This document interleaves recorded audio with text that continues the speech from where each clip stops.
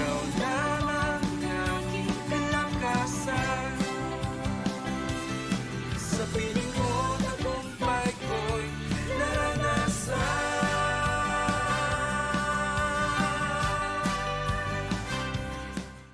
Magandang araw pong muli sa inyo at welcome po sa ating araw-araw na pagpapala. Kumusta po kayo? Kumusta po ang ating araw-araw na buhay? Alam niyo po, ang Diyos ay hinihintay tayo eh. Hinihintay tayong lumapit sa Kanya at hanapin siya. Ano po bang sabi sa Jeremiah 29:13? Sabi po doon, and you will seek me and find me when you search for me with all your heart. Sabi po dito, kapag hinanap daw natin ang Diyos, makikita natin siya.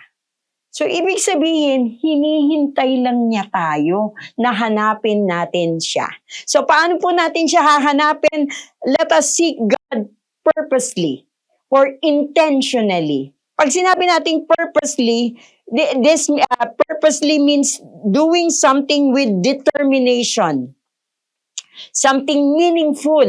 So pag hinahanap natin ng Panginoon, meron tayong dahilan kung bakit natin siya sinasaliksik.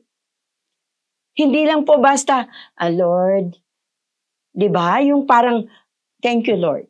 Hindi po ganoon ang pagsaliksik sa Panginoon dahil sabik na sabik ang Panginoon na hintayin tayo, hanapin, makaniig tayo. Kaya let's do this purposely. May meaning, may dahilan sa ating pagsaliksik sa Kanya. Nag-yearn ang Panginoon sa atin. Naghihintay ang Panginoon sa atin. Let us seek Him with purpose, with love, with so much longing na paghahanap sa Kanya. Dahil pag hinanap daw natin siya, makikita natin siya. Amen? So let's seek Him purposely and also let's seek Him diligently. Pag sinabi nating diligently, hindi lang may purpose, may dahilan, may meaning ang paglapit natin, kung hindi diligently. Pag sinabi nating diligently, we will seek Him persistently, continuously. We will seek Him yung talagang binibigyan natin ng todong effort ang pagsasaliksik sa Panginoon. So, ibig sabihin, pag tayo ay sasaliksik sa Panginoon, ihinahanda natin ang ating sarili. Hindi natin hahayaan na tayo ay maiistorbo. Diba? Kaya ang best way to seek God diligently ay maghahanda tayo ng tamang lugar. Maghahanda tayo hindi natin ilalagay natin sa tamang oras, para makakonsentrate tayo. Dahil may purpose tayo kapag nakikipag-niig tayo sa Panginoon. Amen?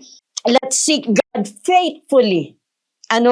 Yung loyal, steadfast, dependable manner.